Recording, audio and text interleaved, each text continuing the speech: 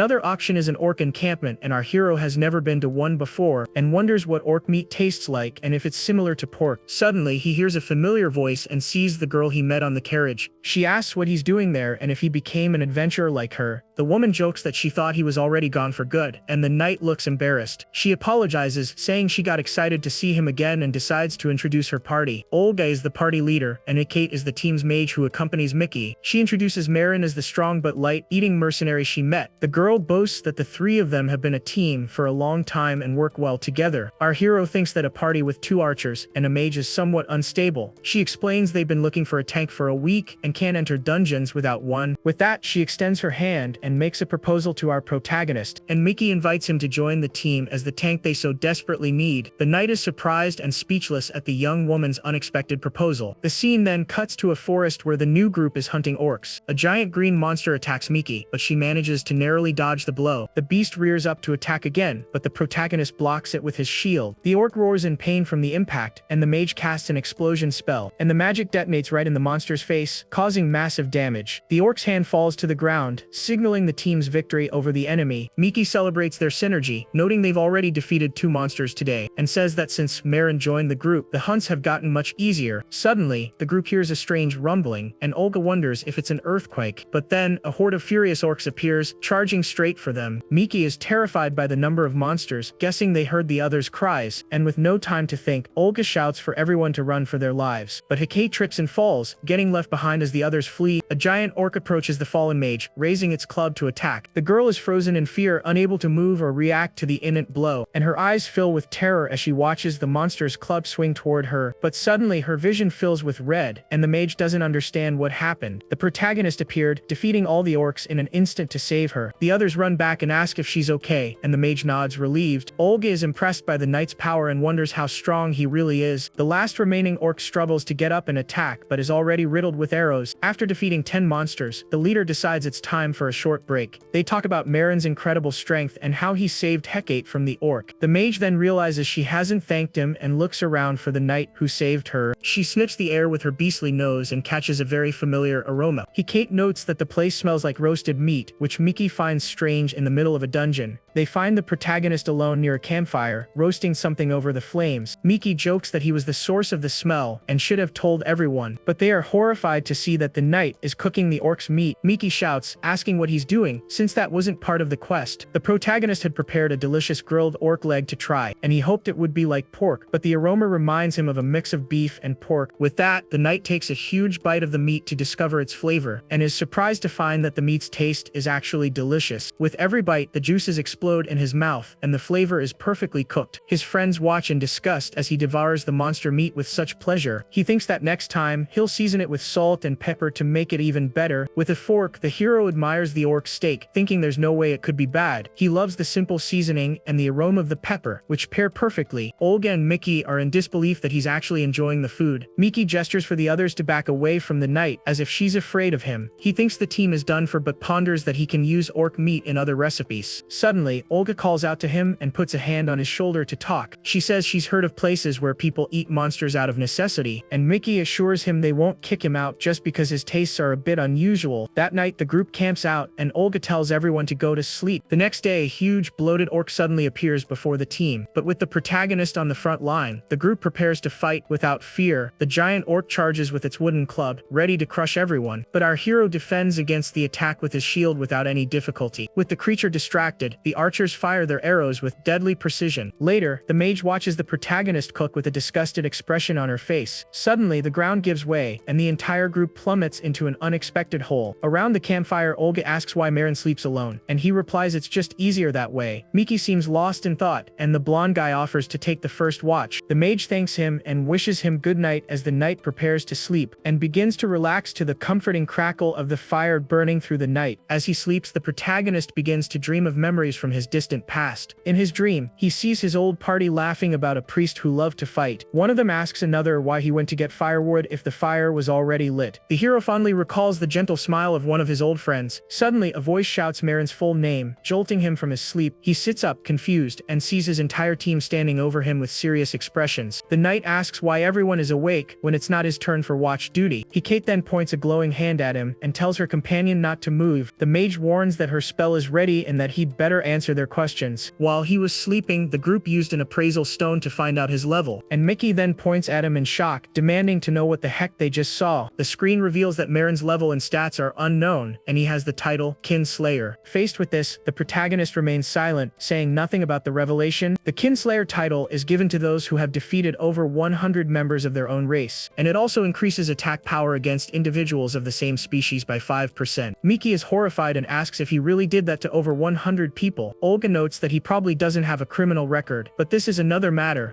Kate then demands he explain the title and say if it's all just a misunderstanding, but the protagonist remains silent, unable to give his team an answer. His companions press him, asking why he won't say anything, and if he joined them with ill intentions. The knight turns away and simply apologizes, without offering any explanation. Hearing this, Olga says he can't ignore the situation, regardless of his strength or diet. The party leader states that she can no longer trust someone with a history like that, and because of this, she decides she wants the protagonist to leave the group immediately. The knight understands the situation and gets up to leave without causing any more trouble. He then gathers his belongings and prepares to depart, leaving the team behind. The scene flashes back 100 years to the Tursan forest in the south. We see a red goblin, its face twisted into a mask of pure rage and hatred. A younger red-haired Marin fights against two monsters at the same time. An archer from his old party celebrates as the goblins fall into her trap, and with a precise shot she fires her arrows, hitting both monsters at once. After the battle, the goblins' bodies are scattered across the forest floor. The party leader smiles and asks if everyone is okay and if anyone got hurt. She praises the archer for taking down two at once, and the woman accepts the compliment. A companion says there are 18 left, but Marin calls him a loudmouth for not fighting. The leader ignores their bickering and asks if he's organized the proof tokens. She then calls for Charlotte, and the protagonist says he's ready to move on. Walking through the forest, the group complains about the receptionist and the lack of goblins, and they speculate that the monsters either hid or went deeper into the woods. The hero's friend makes a joke about it, but Marin freezes, sensing something is wrong. He tries to get his companion's attention, but no one seems to hear him. Suddenly, his entire team turns to face him, their eyes glowing with an empty red, and terrified, the young man finds himself surrounded by gazes that ask why he did it. A voice then questions him, asking why he was the only one who survived the attack. At that moment, the protagonist wakes up from the nightmare with a startled cry. Sitting up in bed, the knight is breathless and shaken by the terrible memory. He gets up and looks out the window of the inn where he spent the night alone. From the second floor, our hero observes the activity in the main hall below, and upon descending the stairs, he notices that everyone in the tavern is staring at him. People whisper among themselves, wondering if he's the guy from the rumors. One of them says he's the slayer who attacks rookies and is shocked to see him at the guild. The protagonist concludes that the rumors have spread and that people always tend to exaggerate. He decides to ignore them and heads to the counter, where the receptionist has something for him. The woman congratulates him, announcing that as of today, he has been promoted to rank C. Spotting a Harpy quest, he imagines fried chicken and thinks he'd like to try it. Suddenly, a voice calls him a greedy pig, and the protagonist turns, surprised. It was Dahlia, the elf he already knew, who greeted him with a sarcastic tone. The blonde archer then comments on the rumors, but our hero ignores him, accepting the Harpy quest. Annoyed, Dahlia yells at him, and suddenly, the knight sees a pair of red ears in his field of vision. A beast girl asks if this is the human Dahlia was talking about, and turns to the protagonist with a confident smile, getting face to face with him. The elf then introduces her as the leader of the new party he just joined. The woman introduces herself as a Motar and says she's heard of him, but Dahlia cuts her off. Our hero sizes her up, thinking she looks like a martial artist based on her gear. Using his appraisal, he finds out she's level 59 and her class is priestess. The knight is flabbergasted, wondering if he's seeing things, as her class is priestess. Imotar proudly confirms her class, but the protagonist still doesn't get it. He thinks priests are support units and that she looks nothing like a holy person. Dahlia explains he was looking for a non-human party and came across her ad. The woman says she heard the rumors at the guild, and that's why she made the suggestion to the elf. Imotar says she approved of him because even though he's human, he holds the Kinslayer title. The protagonist claims he has no idea what they're talking about, and the elf scoffs. With a smile, the beast girl extends her hand and invites the human to join their party. The knight is skeptical of the offer, but the woman asks if he has another choice. Our hero looks around and sees everyone in the guild whispering about him, and with no other option, he agrees to join the party temporarily for the quest. Imotar celebrates the human's decision, and Dahlia smiles, pleased with the outcome. The leader says they're going to test his skills, and the knight asks where. With a determined look, the girl replies that their destination is obvious, and points to the quest poster, shouting that they're going to the Harpy dungeon. Now, in the dungeon, two creatures with red eyes fly toward them, screeching loudly. The new team prepares for battle, and their leader gives the order to eliminate the creatures. The protagonist faces the monsters, thinking that flying enemies are a pain. He wonders if he can reach them with a jump, but something whizzes past him. An arrow strikes a harpy, and Marin thinks having an archer makes things easier. Dahlia declares he won't let a human steal his prey and tells the hero to back off. The other creature then screeches and dives at high speed to attack the group. Imotar yells at the knight to raise his shield and brace for impact. The beast girl then uses her new companion's shield as a springboard, and with a powerful boost, our hero launches her with all his might toward the monster. In the air, the woman delivers a powerful punch right to the face of the high-speeding harpy. The blow is so strong that the monster is defeated instantly, and the two land safely. The girl praises their teamwork, but he asks her to warn him next time. The protagonist thinks that having companions to fight alongside isn't so bad after all. They've already defeated 3 harpies, and their leader decides it's time for a break. But while clearing the area, the knight noticed something strange among the feathers. Suddenly, a cute pink creature emerges, holding a harpy feather. Dahlia calls him a country bumpkin and asks if he's never heard of living dolls. He explains they are mana-powered pet golems, and this one is a limited edition. The elf then praises the little golem for finishing its task of cleaning up the feathers. The blonde archer adds that they don't need to eat and can even help in combat. Imotar jokes that Dahlia treats cute things like they're real babies. Noticing the protagonist's fixed stare, the elf becomes unsettled and a bit scared. The leader shouts that it's a golem and that Marin is strictly forbidden from eating it. The elf comments that they're in luck, as they've captured almost half the harpies. The woman then asks Dahlia why he hesitated to introduce the human to her. Suddenly, the girl smells a delicious aroma of roasted chicken coming from nearby. The elf realizes Marin has disappeared, and the leader gets annoyed with whoever is cooking alone. Meanwhile, our hero is carving up the harpy meat to prepare his meal. He's already seasoned it with salt, and with the pan now hot, he's ready to cook. The knight pan fries the meat, thinking that the sizzling sound of food never gets old. And with a divine glow, the pan-fried harpy shoulder is finally ready. The knight notes that it looks like chicken and takes a bite to find out, but upon tasting the food, he is completely blown away by an explosion of flavor. He observes that the texture is similar to chicken, but the taste is much more intense. Suddenly, his companions rush over to him, shouting for him to stop immediately. The hero offers them some, but the girl yells that she's not mad because he's hungry. The woman is exasperated, and the elf declares this is the most horrifying scene he's ever witnessed. He tries to explain that a harpy's face isn't like a human's, but they won't listen. Dahlia laments having seen something so cruel, while the party leader starts to drool. Both are speechless as they look at the dish, taking in the aroma of the meat. The beast girl is conflicted. It's a monster, but it looks incredibly delicious. She then refuses to look at what she considers a great blasphemy. Just then, the protagonist offers her a piece, which she refuses with a look of disgust, and he says it's a shame because it's really good, and the smell makes her extremely tempted. The woman loses control in the face of temptation, and Dahlia tries to calm her down before she attacks. She screams because of the smell, and our hero remembers the other dish he was preparing. He then grabs the other pan, saying he overcooked it, but it's ready. With a divine glow, the roasted harpy leg is finally ready to be savored. Imotar is shocked to learn he's going to eat the legs, and he replies that he's always wanted to try. Ignoring her opinion, the protagonist takes a huge bite of the leg and loves the meat, which is soft and sweet like a pudding, declaring that this is pure bliss. The protagonist thinks it would be better with gravy and decides to take the rest home. Seeing this, Dahlia complains he can't relax with the night around, and then asks what the hero is eating, and the man offers him a piece. Suddenly, the elf shouts that the talons are poisonous, and the protagonist collapses, paralyzed. Desperate, he tells Imotar to use a healing spell on the idiotic human, but the girl says she doesn't know how, claiming she never learned that spell because it's complicated. Just then, another harpy appears, drawn by the noise, and the elf blames the girl. She then tells the elf to get out of her way so she can show off a new spell, and with that, the girl unleashes a massive fireball that incinerates everything in its path. Dahlia is devastated, as the magic hit his golem, which he hadn't even owned for a week. After the dust settles, only the girl remains standing while the others are on the ground. Furious, the elf grabs her, complaining about his precious golem that was destroyed. She apologizes and he says he'll never forget this as the hero reflects on the chaos. Back at the guild, the receptionist accepts the quest items with a smile. The party leader asks her to dispose of the harpy meat they brought. The elf complains the day was mentally exhausting, and the girl offers to get him a new golem. Suddenly, the knight appears with the monster's talons, talons, startling the woman. She asks why he brought them, and he replies it would be a waste to leave them behind. The girl tells him to put them in his inventory, but the protagonist doesn't know what that is. Then he remembers he has something similar and immediately opens his inventory screen. The screen displays 30 storage slots, and he says he completely forgot about it. The protagonist realizes he's been carrying heavy things for no reason, which explains the looks. He puts a hand to his head, thinking he can't believe he forgot something so basic. Worried about his mental state, he's interrupted by Imodar calling his name. She asks how the quest went, saying they work well together, and he agrees. With that, the leader extends her hand and invites him to officially join the party. The knight shakes her hand, and she celebrates the fact that they are now a real team. He thinks it's better to have allies than to go on quests alone, and so the protagonist finally accepts, and the girl celebrates with a cry of joy. The leader says she's going to register them as a formal party and runs off. Our hero thinks a lot has already happened, but now they are officially companions. Dahlia corrects him, saying he's counting on him for the rest of his short human life. The knight then thinks of Charlotte and says he's counting on her, too. He remains silent for a moment before greeting his new companions. The girl returns excitedly, announcing that the registration for the party is complete, and shows them the paper with the team's name, and both are shocked by what they read. With a huge smile, the leader announces that the party's name is the Messy Team. The elf freaks out, asking why she would register them with such a ridiculous name. She explains she heard the human muttering the word and decided to use it, and said she liked the sound of it and that it somehow touched her heart. The elf continues to protest, but the leader insists she couldn't think of another name. Desperate, the blonde archer laments that his achievements will be tied to this name. The protagonist ignores the argument and decides to go back to his room to eat the meat. The girl calls out to him, asking where he's going, but he just says he's going to his room. At this, the leader decides to throw a welcome party for the new party member. Later, at a tavern, the team toasts to the success of the quest and their new member. Imoutar tells everyone to eat and drink their fill, as the night is still young. Dahlia still hasn't accepted the name, but the girl says it's already registered and can't be changed. The elf gets annoyed, but our hero just looks at the delicious food on the table. He remains seated in silence observing the feast, unable to eat anything, but decides to take a bite anyway, not wanting to be rude to his friends. Dahlia complains about the food's taste, while the knight finds it as horrible as ever. The leader then changes the subject, saying she has something to discuss with the protagonist. With her drink still on her face, she reveals that the party's goal is to reach rank A. Our hero asks why, and she explains that everyone has their own reasons. It is explained that adventurers can rise in rank by passing exams. To reach rank A, one must be recognized by the guild for their strength and accomplishments, and the content of the promotion exam is a mystery to almost all adventurers. The girl then starts talking about her motivations, but the knight seems distracted. Imoutar reveals that her younger siblings are still enslaved, captured by humans. A man promised that if she could get the money in 3 years, he would free them. She explains that the only way to free them is by paying to buy their freedom. The protagonist is confused by the word revolution and doesn't understand what it means. The other two are shocked, asking if he's unaware of such a major event. Dahlia then decides to explain this important event in simple terms. He recounts that for centuries humans enslaved other races for various reasons, and his own family was among those captured and exploited by humans. They were kept in prisons to prevent escape and used to satisfy selfish desires. Many of his race withered away in those dark cells, losing body and spirit, and anyone who tried to escape and was caught met a terrible and cruel end. Tired of the tyranny, many races united to form an alliance against the humans. This marked the beginning of the revolution, which humans called the War of the Races. They presented several demands to the humans, one of which was the abolition of slavery. The alliance declared all-out war if their demands were not met, and in the end, the humans accepted the conditions, signing a peace treaty between the races. With this, previously hidden races began to emerge, and it's now common to see them. Dahlia explains that it's because of this treaty that they are allowed to be adventurers, and that's why she became an adventurer, to earn money quickly and free her family. The knight then turns to the elf and asks about his own circumstances. Dahlia reveals that his goal is to become the elder of the forest where he grew up. His family has protected the forest for generations, but this rule is forced upon each child. Although his older sister detests the idea, everyone pressures her to accept the position. The blonde archer then clenches his fist, stating that he is more capable of protecting the forest. The council decided that if he could prove his worth, they would allow him to become the elder, and for that reason, becoming a rank A adventurer is a necessary step for his goal. The protagonist thinks that everyone here has a desperate reason to fight and win.